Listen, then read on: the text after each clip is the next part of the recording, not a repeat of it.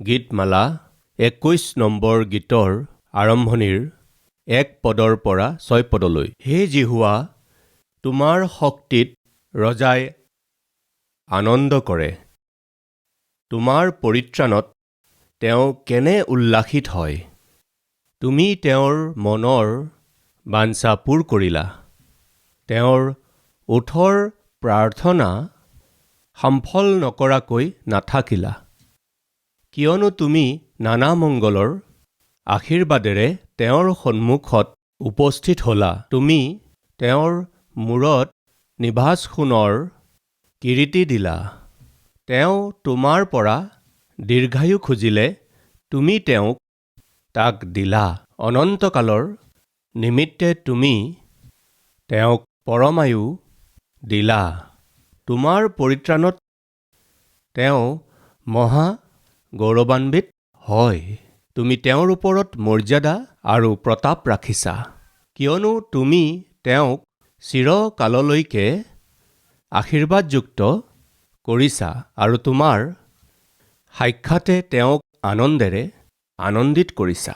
প্ৰভুৰ দাস দাউদে ইয়াত কৈছে, মই ঈশ্বৰত বিশ্বাস কৰাৰ কাৰণে, মই ঈশ্বৰত লাগি থকা কাৰণে বহুত আশীৰ্বাদ পাইছোঁ, বহুতো অনুগ্ৰহ পাইছোঁ। সেইবোৰ কি বুলি আপুনি প্ৰশ্ন কৰিলে এটা এটাকৈ মই আপোনাৰ আগত বৰ্ণনা কৰিম।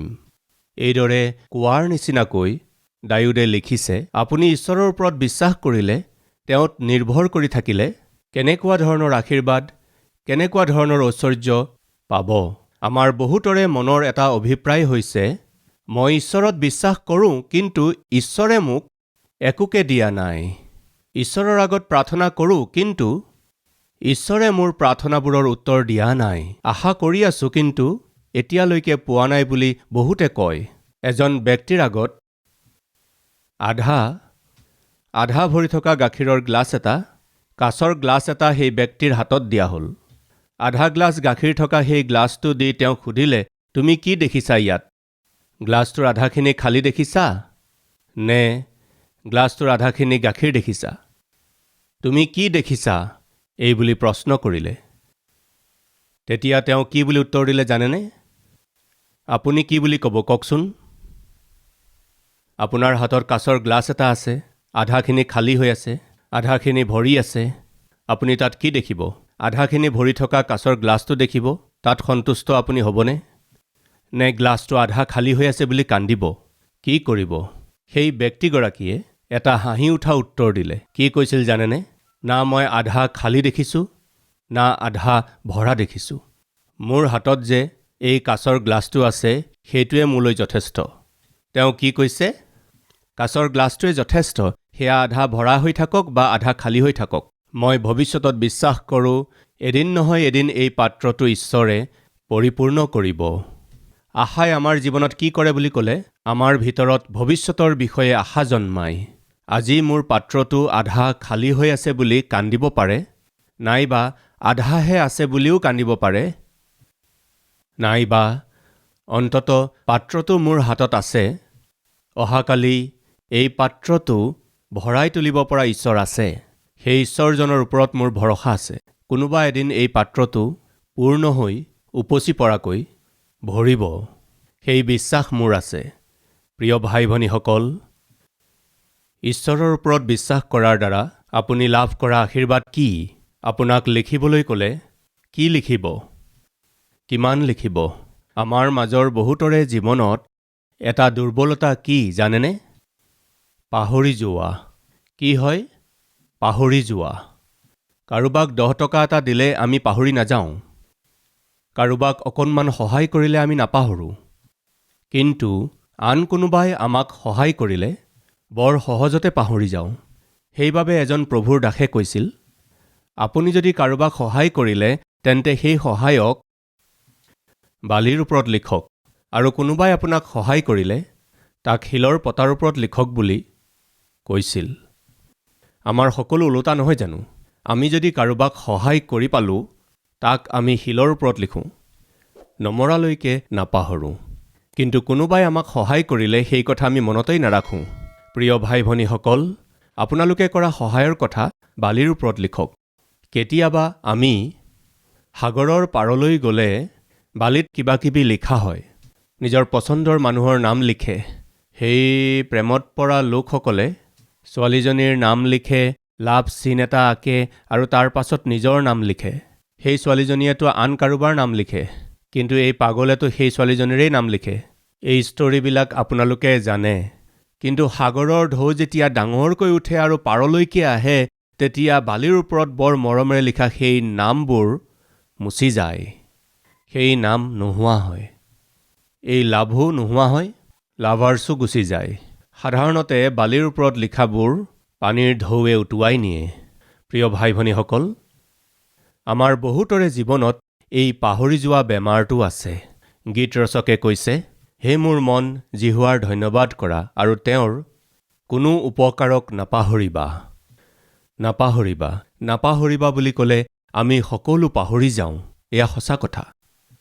সেইকাৰণেই আমি ৰাতিপুৱাই উঠি সমস্ত মনেৰে ঈশ্বৰৰ স্তুতি কৰিব পৰা নাই, ধন্যবাদ ক'ব পৰা নাই। সেইকাৰণে আজি আমি দায়ুদে কোৱা কথাৰ বিষয়ে চাইছোঁ। মই ঈশ্বৰৰ ওপৰত বিশ্বাস কৰিলোঁ আৰু ঈশ্বৰে মোক কিমান আশীৰ্বাদ কৰিলে জানেনে? এই বুলি কৈ দায়ুদে পোৱা আশীৰ্বাদবোৰৰ কিছুমান তেওঁ ইয়াত লিখিছে। সেইবোৰ মই আপোনালোকলৈ আনিছোঁ। প্ৰথম কথা, সঁচাকৈয়ে আপুনি ঈশ্বৰত ভৰসা কৰেনে? বিশ্বাস কৰে যদি হাতখন দাঙকচোন। প্ৰভুৰ ওপৰত বিশ্বাস কৰাসকলে হাত দাঙি দেখাওকচোন। আপোনালোক সকলোৱে হাত দেখুৱাইছে মানে প্ৰভুত বিশ্বাস কৰে। বৰ ভাল কথা। ভৰসা কৰা মানে কি? ভৰসাৰ অৰ্থ কি? এটা সৰু ল'ৰাক তেওঁৰ দেউতাকে দেৱালৰ ওপৰত থিয় কৰালে আৰু দৌৰা বুলি ক'লে। সি লগে লগে দৌৰ দিলে। বাপেকে তাক খামোচ মাৰি ধৰি আছিল। সেইদৰে সি বৰ আনন্দ পাইছিল। কিয়? মই সাহস কৰিব পাৰিছোঁ। ৰাইট? বাপেকে আকৌ নি দেৱালত থিয় কৰালে। বোপা দৌৰা বুলি কোৱা লগে লগে দৌৰ দিলে। বাপেকে তাক খামোচ মাৰি ধৰি থাকে।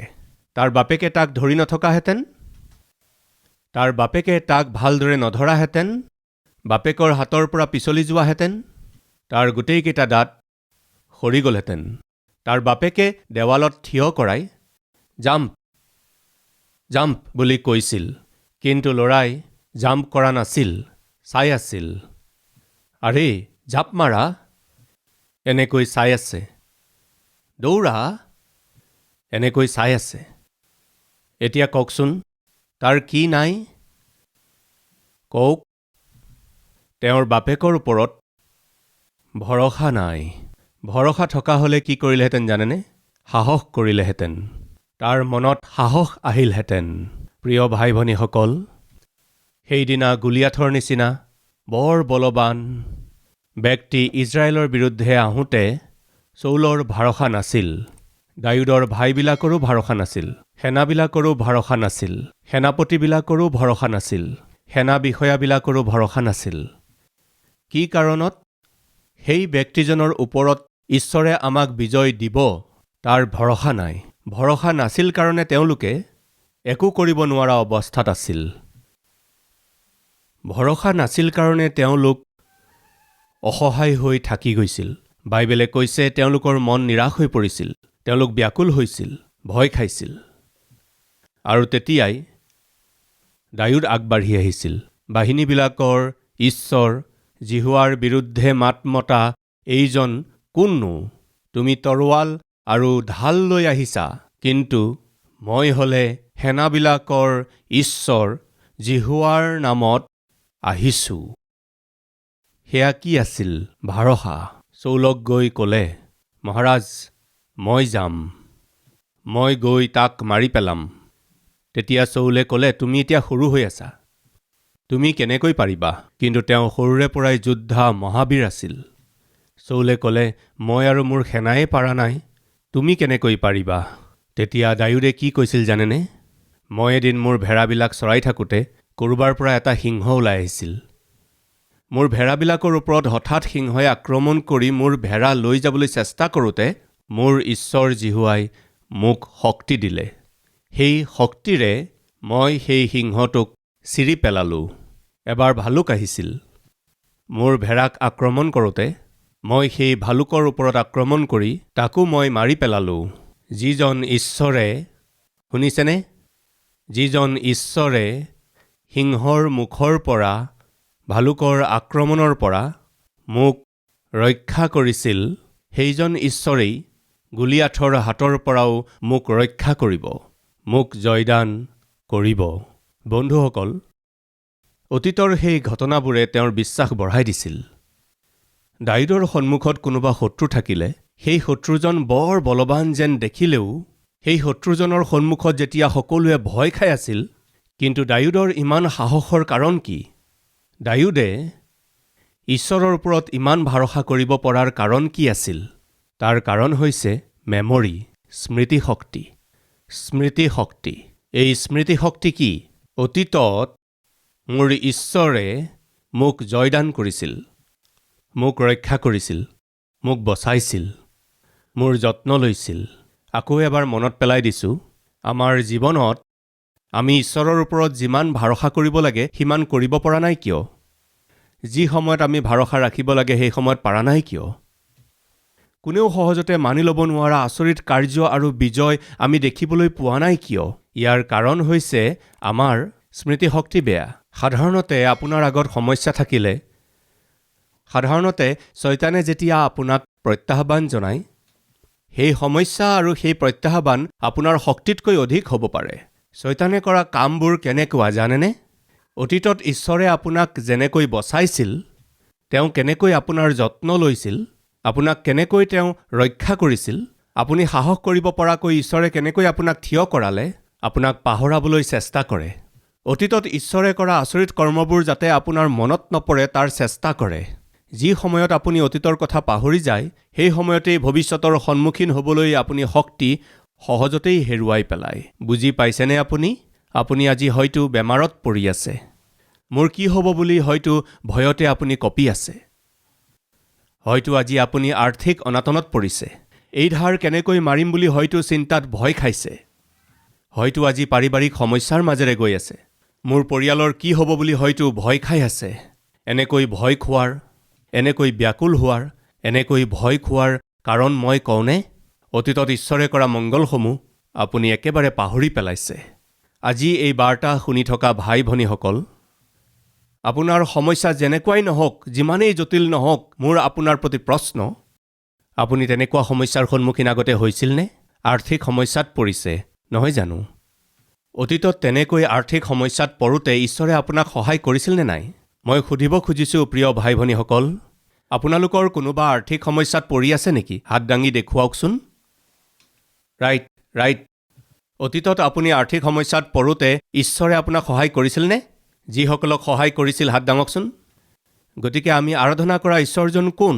অতীতত আপোনাক যিয়ে সহায় কৰিলে, যিজনে অসম্ভৱক সম্ভৱ কৰিলে, সেইজন ঈশ্বৰেই। এতিয়া আপোনালোকে হাত ওপৰলৈ তুলি কৈছে যে আমি আৰ্থিক সমস্যাৰ মাজেৰে গৈ আছোঁ।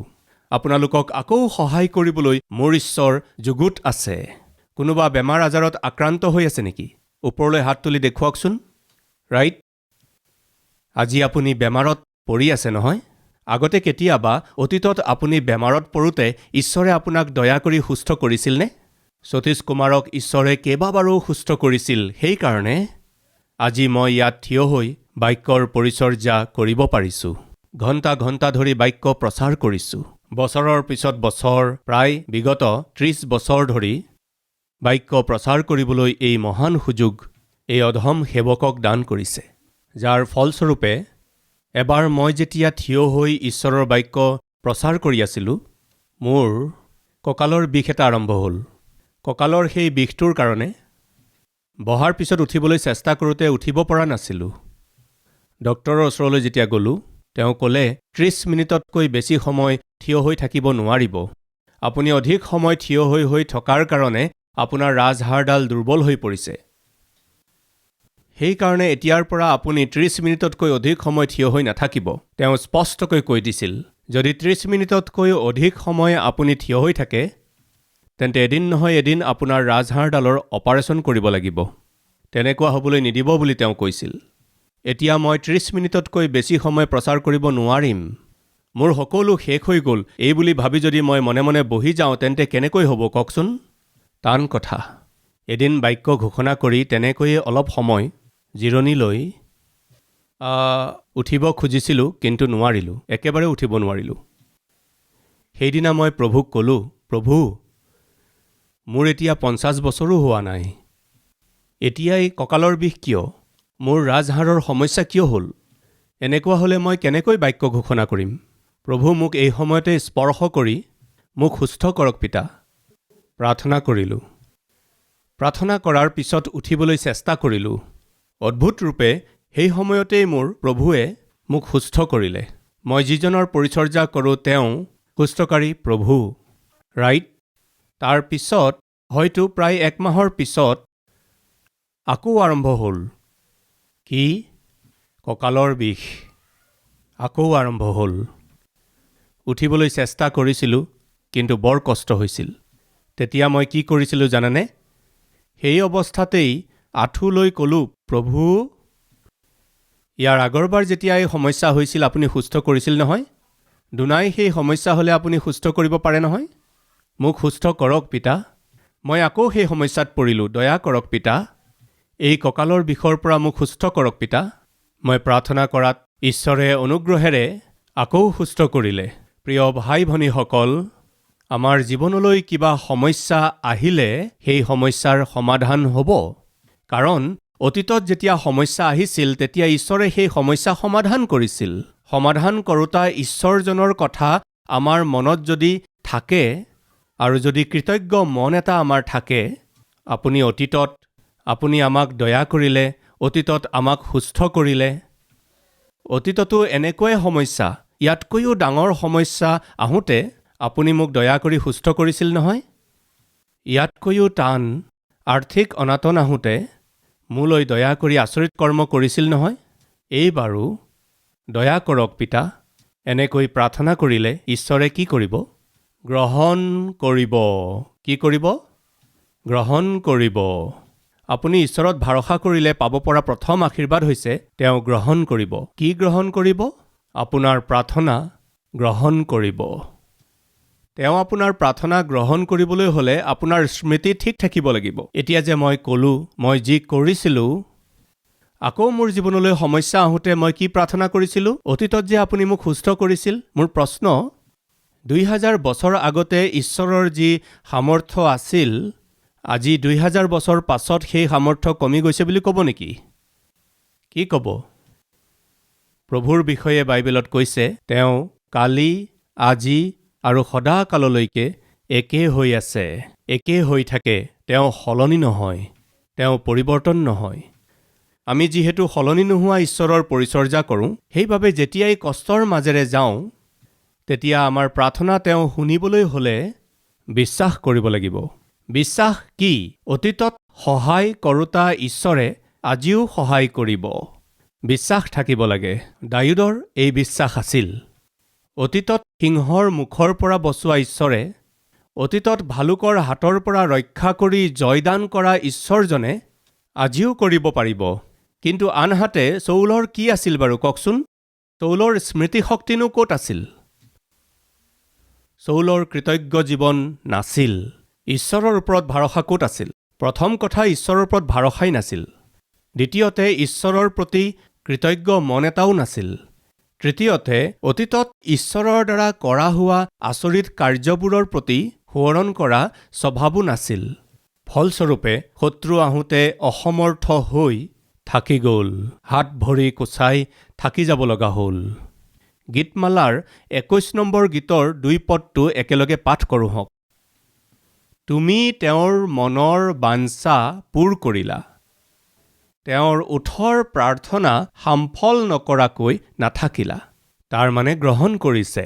ঈশ্বৰৰ প্ৰতি আপোনাৰ বিশ্বাস থাকিলে আপুনি প্ৰাৰ্থনা কৰিলে মোৰ প্ৰভুৱে গ্ৰহণ কৰিব।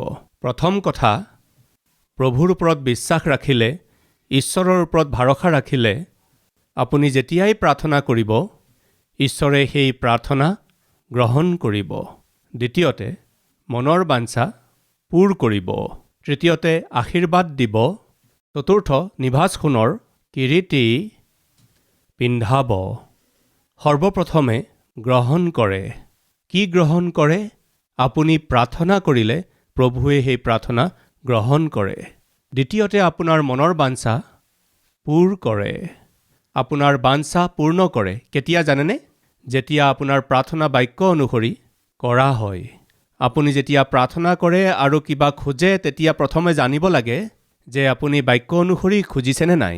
মই প্ৰভুৰ পৰা বিচৰাবোৰ বাক্যমতে উচিত হয়নে নহয়? দাউদে যেতিয়াই কিবা বিচাৰিছিল ঈশ্বৰৰ ইচ্ছামতেহে বিচাৰিছিল, বাঞ্ছা কৰিছিল, খুজিছিল। ঈশ্বৰে তেওঁক দিলে। জাকোবে কৈছিল, ঈশ্বৰ যেহোৱা হাতত লাঠিডাল লৈ মই জৰ্দন নদী পাৰ কৰি গ'লোঁ, কিন্তু তুমি উপচি পৰাকৈ আশীৰ্বাদ দি আজিৰ এই দিনত দুটাকৈ দল হিচাপে আকৌ মোক জৰ্দন নদীখন পাৰ কৰাইছে। তুমি কৰা উপকাৰবোৰৰ মই অকণো যোগ্য নহয়। 20 বছৰ আগতে মোৰ একোৱেই নাছিল পিতা, কিন্তু আজি 20 বছৰৰ পাছত মোৰ জীৱনত একোৰে অভাৱ নাই পিতা। 20 বছৰ আগৰ মোৰ অৱস্থা মই ভালদৰে জানো পিতা, কিন্তু আজি মোক একো অভাৱত ৰখা নাই পিতা। বাস্তৱতে জাকোবে কি বিচাৰিছিল আৰু তেওঁ কি পাইছিল? আদিপুস্তক 28 অধ্যায় 20 আৰু 21 পদ পঢ়িবলৈ লৈছোঁ। পাছে জাকোবে সংকল্প কৰি এই প্ৰতিজ্ঞা কৰিলে বোলে, যদি ঈশ্বৰ মোৰ সংগী হয়, মই যাবলগীয়া এই বাটত মোক ৰক্ষা কৰে আৰু খাবলৈ আহাৰ আৰু পিন্ধিবলৈকো বস্ত্ৰ দিয়ে, আৰু তাতেই যদি মই পিতৃৰ ঘৰলৈ পুনৰাই শান্তিৰে আহিবলৈ পাওঁ। কি কৈছে? পিতা, মোৰ প্ৰাৰ্থনা হৈছে, মই ধন সম্পত্তি নিবিচাৰোঁ পিতা, মই সুনাম খ্যাতি নিবিচাৰোঁ পিতা, কিন্তু আপুনি মোৰ লগত থাকক, কিন্তু আপুনি মোৰ লগত থাকক পিতা, মোক ৰক্ষা কৰক পিতা বুলি কৈ আৰু মই খাবলৈ আহাৰ দিলেই হ'ল। আৰু দ্বিতীয়তে কি? পিন্ধিবলৈ কাপোৰ দিয়ক, ইয়াতকৈ বেছি মোক একো নালাগে পিতা। এয়া আচলতে জাকোবে কৰা এক প্ৰাৰ্থনা আছিল, বৰ সাধাৰণ প্ৰাৰ্থনা। এতিয়া 32 অধ্যায় 10 পদটো পঢ়িম। তুমি নিজৰ দাসলৈ যি সকলো দয়া আৰু সত্য ব্যৱহাৰ কৰিলা, মই তাৰ এফেৰিও, তুমি কৰা সেই কৰ্মবোৰৰ এফেৰিও মই যোগ্য নহওঁ। পিতা, মই যোগ্য নহয়। কি কৈছিল? আহাৰ দিছিল, কাপোৰ দিছিল, এনেকৈ কোৱা নাছিল। কি বুলি কৈছিল?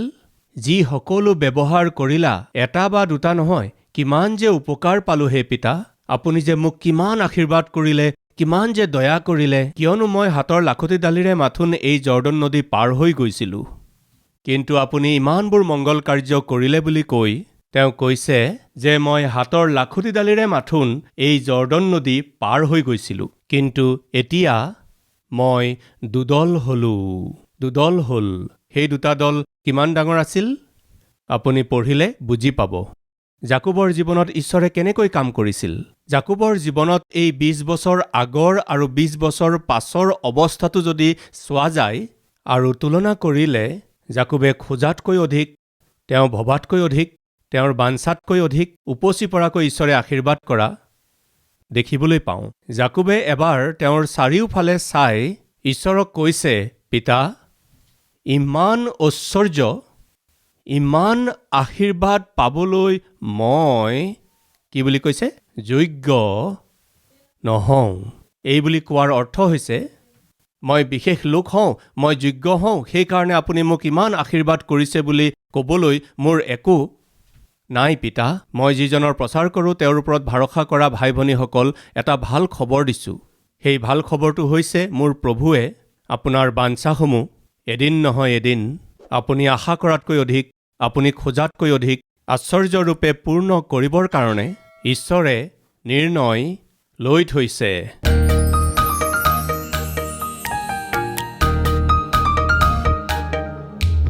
মহান পবিত্ৰ আমাৰ প্ৰিয় স্বৰ্গীয় পিতৃ ঈশ্বৰ, আজি এই প্ৰাৰ্থনাত সহভাগী হোৱা লোকসকলৰ প্ৰতিজনকে পিতা আশীৰ্বাদলৈ সলনি কৰি দিয়ক। আশীৰ্বাদ দিয়ক, গ্ৰহণ কৰক, বাঞ্ছাবোৰ পূৰণ কৰক, আপোনাৰ নামৰ মহিমা গ্ৰহণ কৰক, আপোনাৰ নামৰ মহিমা গ্ৰহণ কৰক পিতা। অন্য লোকসকলৰ মাজত বাস কৰা আপোনাৰ সন্তানবিলাকক আশীৰ্বাদ কৰক পিতা। অপমানৰ মাজেৰে যোৱা আপোনাৰ সন্তানবিলাকক আশীৰ্বাদ স্বৰূপ হ'বলৈ সলনি কৰি দিয়ক পিতা। নিন্দাৰ মাজত বাস কৰি থকা আপোনাৰ সন্তানবিলাকক গ্ৰহণ কৰক পিতা। আশা নিৰাশাৰ মাজত হেঁচাত থকা আপোনাৰ সন্তানবোৰৰ আশাবোৰ পূৰ্ণ কৰক পিতা। তেওঁলোকৰ প্ৰয়োজনবোৰ পূৰণ কৰক পিতা। আশীৰ্বাদ স্বৰূপ হ'বলৈ সলনি কৰি দিয়ক পিতা। আজি আপোনাৰ সন্তানবিলাকে কৰা প্ৰাৰ্থনা গ্ৰহণ কৰি পিতা তেওঁলোকৰ সকলো প্ৰয়োজন পূৰণ কৰি আগন্তুক দিনবোৰত বহুতৰে কাৰণে সহায় হ'বলৈ হাত আগবঢ়োৱা লোক হিচাপে এওঁলোকক আশীৰ্বাদ কৰক পিতা। আমাৰ এই প্ৰাৰ্থনা গ্ৰহণ কৰাৰ বাবে আপোনাক ধন্যবাদ। আপোনাৰ স্তুতি সহিত যীশুৰ নামত এই প্ৰাৰ্থনা কৰিছোঁ পিতা।